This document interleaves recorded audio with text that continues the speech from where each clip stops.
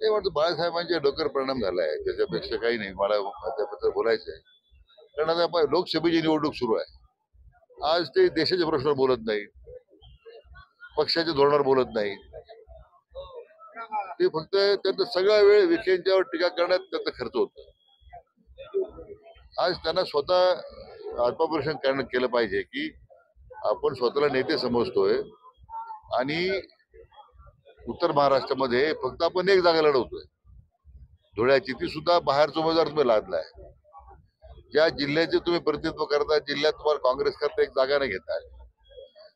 आपलं एकदा अपयश मान्य करा ना. वास्तविक मागे मी बोललो होतो की भारतीय जनता पक्षामध्ये जाण्यामध्ये किती उत्सुक होते. त्यांची कोणाची गुप्त भेट झाली, कोणी त्यांच्यावर चर्चा केली, हे मी केव्हा तरी जाहीर, मला सुद्धा एवढंच आहे की मी आज जाहीर करणार नाही.